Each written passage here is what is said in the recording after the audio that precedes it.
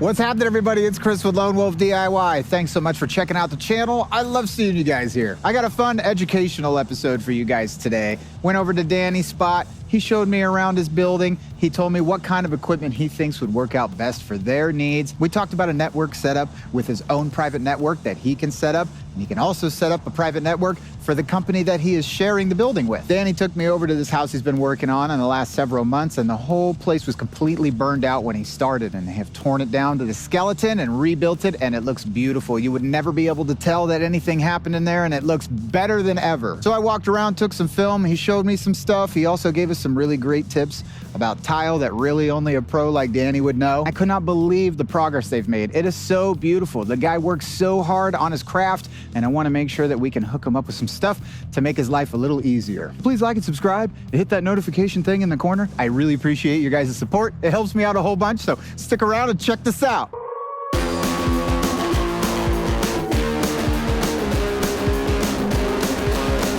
So I stopped by Danny's place to talk shop because he has some crappy network solutions in his building. We sat down and we went over what kind of equipment would work best for him, and we're gonna hook him up with the good stuff because what he has is shit. Where is your internet at? Where's your modem? Kitchen.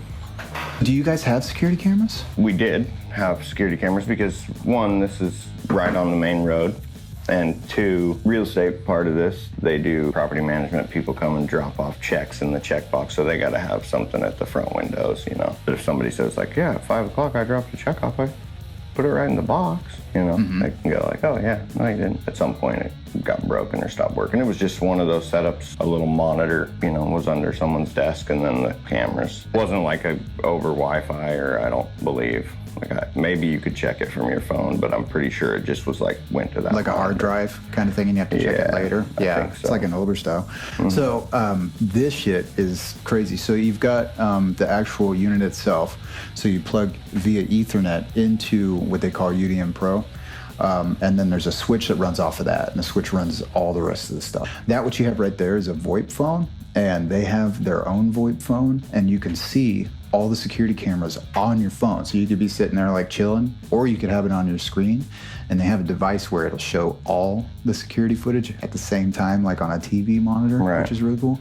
And then if you guys ever had a setup where you needed like a key card to get in and out, and you need like, it'll give you a log of who showed up, who left at what time. Sweet. Yeah, and you could check it all from your phone or your laptop or your desktop. It's some amazing shit. I gotta show you the PTZ camera that I've been goofing around with. Like, I can like. Is that like a new camera or something? Yeah, the PTZ camera spins 360. So I was like, at 2 o'clock in the morning, I heard something outside, and it was my cats, and I was like following them around, you know, and it's like perfectly clear picture. And you can zoom in. Oh yeah, yeah. So it has like a 22 optical zoom all by itself. So when you activate it, it's like a video game. Like you've got like a controller. Yeah, exactly. Just on your phone or what? Yeah. So if you get a notification that you've like something's showed up, you can pop onto your phone and move wherever you need to. So we got the traffic over the bridge, the train tracks. You know the tracks. There's always like hobos and just junky zombies walking up and down there. So that, and then also like the thick part of the forest.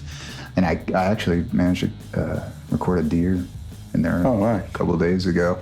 But it's nice to be able to like see that shit, and then in the middle of the night, if there's some kind of activity but I can't see it on this little camera, it has heat signature, like Predator, so you can. Yeah, you showed me a video at your house in Arizona. Yeah, it was cool. So once you've got the setup, they're constantly coming out with new equipment. But if you go onto their website and you see something they've got, or maybe they have like the next generation of a camera or something like that, you buy it and then it just plugs in and you adopt it on your phone. Once you plug it in, it'll update automatically and it'll send a notification to your phone ready to adopt, and you're just like, boop. That's sweet. You could have all this stuff in one package, which I think would be awesome for you guys. But so you share your office with the realtors? Yeah, so my mother-in-law owns a real estate business. You've got all these other businesses all lined up here. This equipment is strong enough to give a Wi-Fi signal to every single business, and it handles up to 50 clients. So each, so you could just like slang it to the brewery on the street, like, yo, give me $50 a month and I'll hook you up with your Wi-Fi. Yep. You could sell them like surveillance. Be like, hey, I'll set up a camera right outside your spot and tell you when somebody's coming. I saw that video you did of the brewery too, where you had them like they had their own Wi-Fi, you know, and then you set up the public one where like people wouldn't be able to access any. Oh yeah, that's what I was going to tell you about. So you guys share in this building with the Ubiquiti stuff. You can manage your own Wi-Fi networks, create new networks. So a lot of people, they've got their primary network. So a lot of people, they've got their like primary network, and then you can do privatized networks. So then that way, well, you can privatize your main network, and then you can have client networks so they can't have access to any of your important stuff. And you guys could each have your own Wi-Fi network, which is pretty handy. Sweet. So Dana's sister wouldn't be able to tell like if I looked at porn or something. Nope. Let's do it. Okay. You were talking about the cameras. Where there was a camera up front for checks?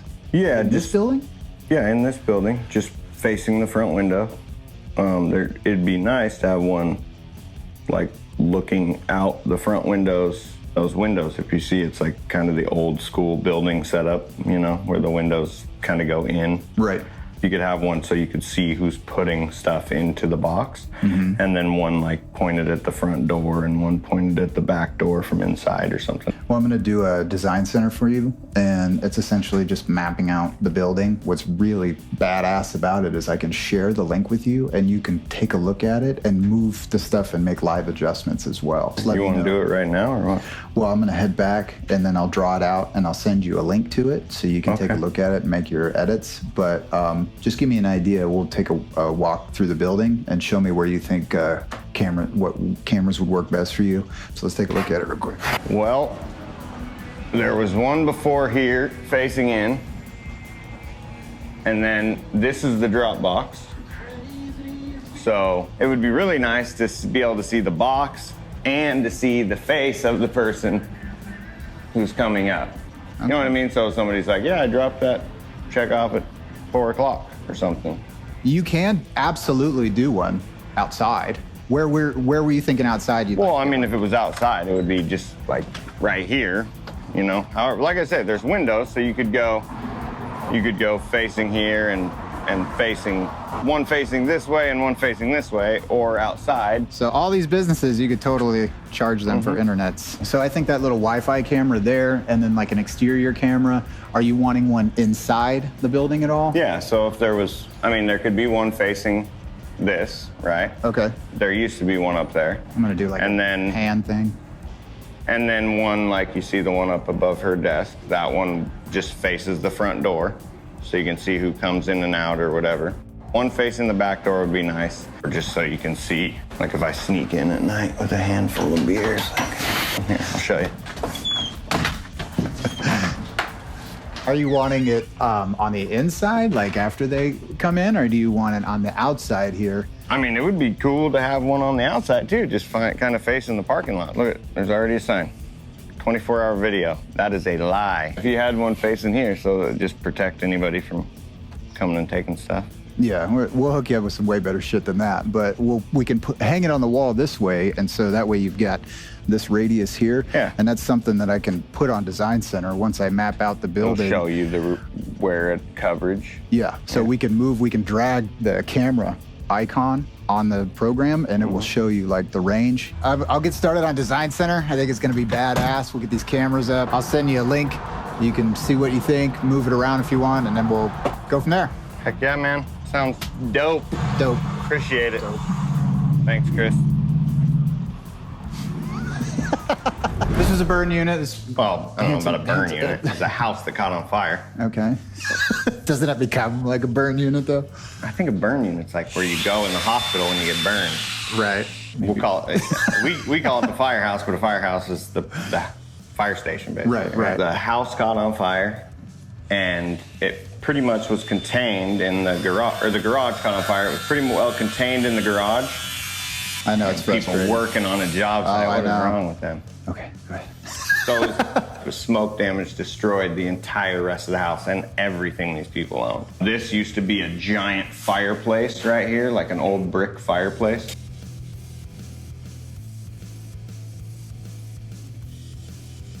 And then this was the wall for the kitchen with a little door And the kitchen was kind of goofy, had the soffits still, even though the cabinet and countertop configuration had changed.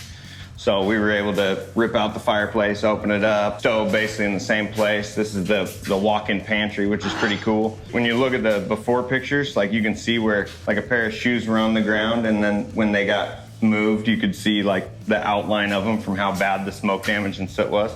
But all the fire damage was in the garage, and it was all melted out here. Everything was melted out here. It started on that wall. After seeing the pictures and walking through the house, I could not believe how much work these guys have done. It looks beautiful, and having been a contractor myself, being in these types of situations, I've only had to deal with doors and windows. But Dan had some really great tips on tile I'd love to share with you guys. You watch YouTube videos, and you're like, the two most seen videos are like guys telling people to do things completely wrong, and you're like, oh man. This is another thing that not all the tile guys are doing, which is like when you have a cut edge, you can get these little diamond file blocks and file them down, and it just makes the edge look smooth compared to like a chipped up porcelain tile edge, which seems like a no-brainer, but not everybody does it, and it's silly. So I had to back notch this one because my wall's getting a little away from me, but the 5 spots now, a lot of people say like don't 5 spot, because a lot of people do 5 spots where they're so big that you're only touching 5 points of the wall. But I do them so that it helps you so that you have pivot points to get your corners right. But if I were to press this in and pull it off, you'd see that I'm getting full coverage. The 5 spots just go into the notches, you know? I had a tile guy tell me not to go with 1/8 of an inch grout lines because of how big of a bitch it is to line them up, being that the tiles are warped. Like go bigger or? No, yeah, go bigger. 1/8 of an inch is too short. Maybe he's just a go big or go home. Could be. Maybe. Well, I mean, yeah, that's one of the things a lot of people do is go like, well, this is hard, so don't do that. So are you pushing that level? Yeah, I'm pushing it so that, you know, when I hold it up, it's nice and even on the way. To know that you're in the right spot. So this edging looks really good, this Schluter. Tell me a little bit about it. The Schluter edging? So, you know, I was telling you I like travertine and marble and things like that, because when you have real stone, you know, like if this is your edge, I could polish that edge. I could round it over, I could polish it. Well, porcelain, you have a printed on, you know, basically face to it, and then it's a totally different color behind that. So if like you have an edge showing, right, you're gonna see that other color. It used to be you could get bullnose in either long side or short side, and sometimes they'd have a corner, you know, or like on smaller pieces, like 3x6 subways, you get one that has a bullnose edge on it or has a bullnose edge on 2 sides or 1 side. Well, now less and less are they making bullnose. Starting to see a lot more Schluter because it makes a clean edge. So it's just a nice way to cap it off. Look how beautiful this is. So he's got the wainscoting, the tile wainscoting up. And in the shower. But check this out. It's flush. So it's like there's no curb. So this is these linear drain curbless showers. This is kind of why we started using Hydro Block, which is the shower barrier system that we use. But everybody wanted curbless showers, so you used to have to like cut out the floor and drop the floor and pour your mud set pan so that it was level with the floor, and your drain would be in the center in the back. And these guys came up with a way to get rid of the curb and have it slope from the back to the front, which is really cool. And this pops out, and there's a little hair trap, and then there's actually these hair traps that go all along here. The guy said they tested in like sorority houses so that they would know if it works or not. So that's the place that's gonna get the most hair and shampoo in it. So shampoo, huh? Is that what you call it? Yeah. All right, so that's going to be it for today. Dan is doing an amazing job. All these guys are. I cannot wait for Danny to come take a look at the tiny house and get started on that. If it's going to be anywhere near the kind of quality he puts into his work, I cannot wait, man. It's going to be great. All right, everybody, that's it for today. Thanks so much again for coming by and checking out the channel, as always, with all these bugs flying around in my face. It's that time of the year, man. Springtime. The grass is growing like crazy. There's all kinds of bugs. Everything's fucking. Anyway, I always love catching up with Danny. He's such a good friend of mine. We've been friends for a really, really long time, but since I've been living in the desert for the last 20 years, we really haven't kept in touch that much. But really not much has changed. We're both kind of the same.